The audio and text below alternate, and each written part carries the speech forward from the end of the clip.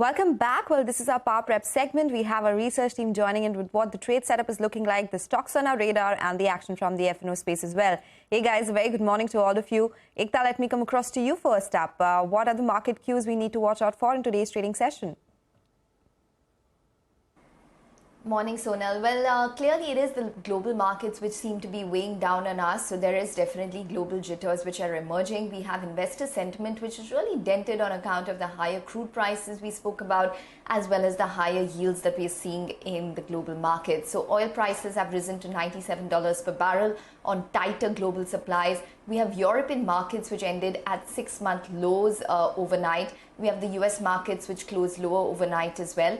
Asia largely mixed, and the GIFT Nifty, currently the implied open is a bit of a softer start. Remember, yesterday we did see an intraday recovery. So let's see whether we manage to remain resilient in face of all of these weaker global cues. We have F&O expiry today. One of the positives is that separately we had the FII's net sell much lesser than what we have seen in the previous sessions. So 354 odd crores is what they sold in yesterday's trading session. Let's see whether that's a flash in the pan or a sustainable trend. DII's net bought around 386 odd crores. In terms of overall cues, besides F&O expiry, it is the higher crude prices, FII flows, higher rates, as well as the oncoming earnings season is something that the markets will prepare themselves for. In terms of macros, we have the India core industry data, which is due today. Separately from the global space, the US GDP plus the initial jobless claims. Okay, all right. So those are some important cues we'll keep on our radar. Thank you so much, Ekta, for joining us with that. A lot of stocks in focus as well. Abhishek is joining us now.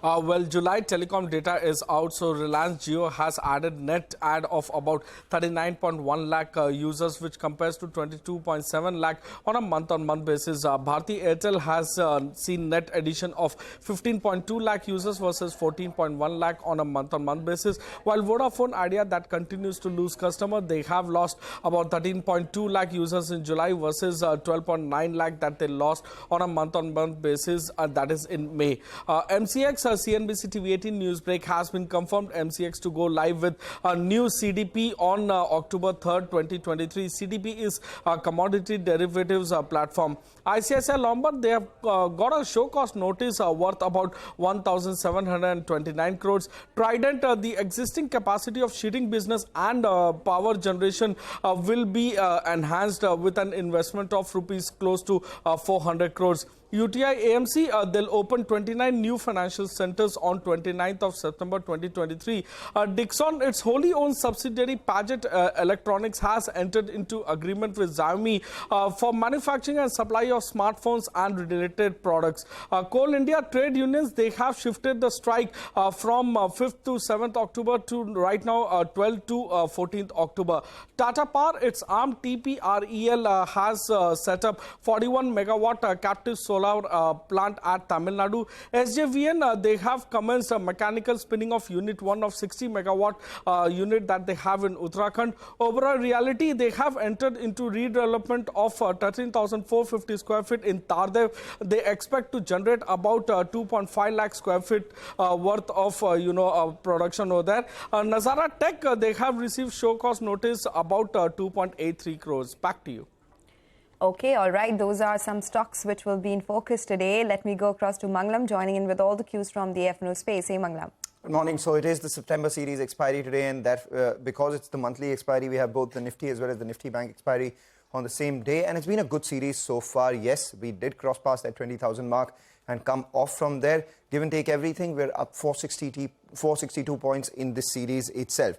Yesterday's trading session was a good one for the bulls. Why do I say that? Because we recovered nearly 162, 163 points from the day's low, and yesterday's low of 19,555 remains an important support to watch out for. Then you have the 50-day moving average at 19,634. Important on the way up to cross that 19,758 mark, which is the 20-day moving average, to see further short covering. The FII selling in the cash market came off. The DII's net bought 386 crores. So net institutional cash flows were positive. However, the FIs continue to sell in index futures, and yesterday too, they sold around 1,200 crores in index futures and most of those selling was attributed towards fresh short addition and some long positions being unwound. So as a result of which, the FI long exposure at the expiry day or on the expiry day is just 45%, with 55% of their positions on the short side.